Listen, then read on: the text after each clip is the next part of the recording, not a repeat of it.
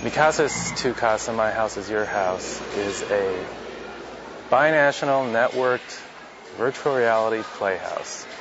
Half of it's here in San Diego at the Children's Museum.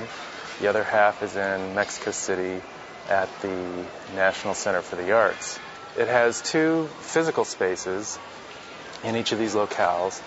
And within these physical spaces, there are a number of things that kids can play with and interact with. Some oversized tools, a giant ball they spin around, a kind of magic mirror. And while they're doing that, they're inputting events into a computer that creates a 3D computer graphic representation of what they're doing. And that 3D computer graphic representation is shared by both physical spaces. Through that computer-mediated space, the kids from San Diego and Mexico City have a place where they interact and play in their own physical environment, and also with the kids in the computer-mediated virtual space.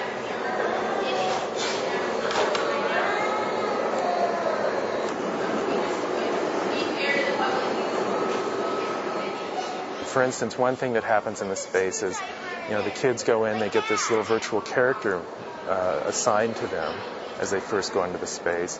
One of the things that they can do, and one of the first things they usually do, is they go up to this magic mirror and they can kind of compose their virtual character from these kind of palettes of choices.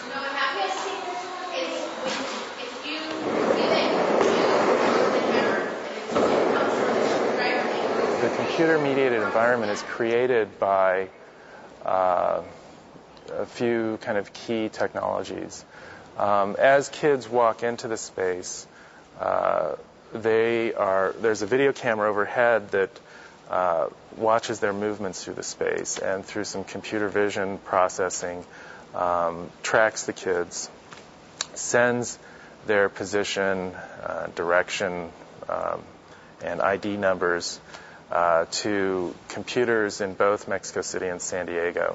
The computer that's drawing the virtual environment is a Onyx Reality Engine 2 computer that draws these 3D texture-mapped virtual environments in real time.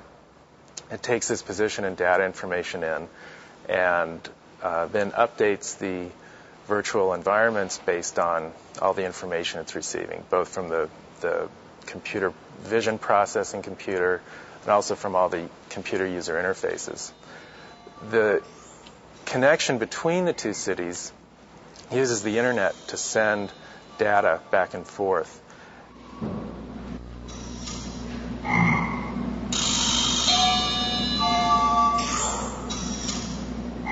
In a standard kind of video game, the narratives are very prescribed.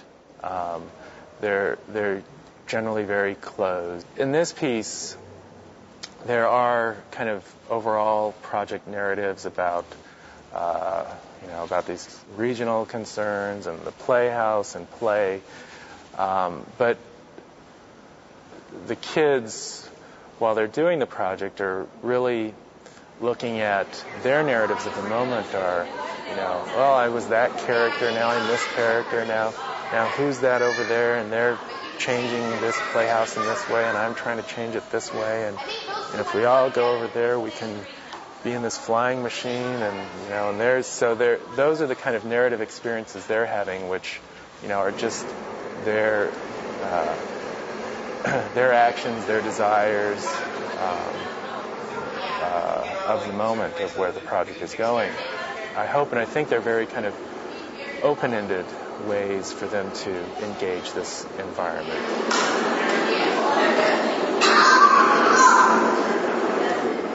Virtual reality was a popular term that came up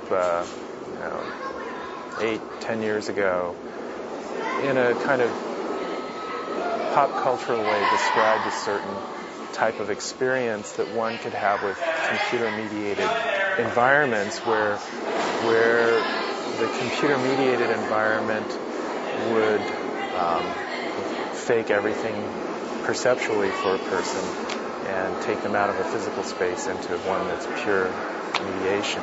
And it's based on a lot of work that primarily came out of defense industry simulations. And I think the problem that I've kind of had with a popular understanding of virtual reality is that it kind of creates a fantastic world versus a kind of real world and makes a distinction between them, where I think what's more profound and more interesting is the more complex way in which our experience of a mediated world and our experience of a physical world intertwine, and that this intertwining of these things is something that has a very long history. It goes back to the first drawings that were made, the first stories that were told, the first time we start,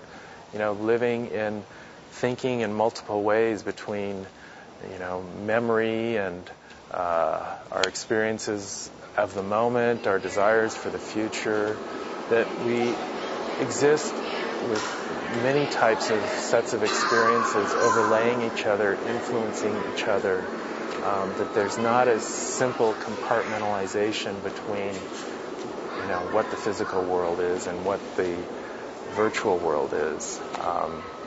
Computer-based mediated experiences are the new terrain, the new kind of significant cultural experiences that we're creating and that we will create in the future.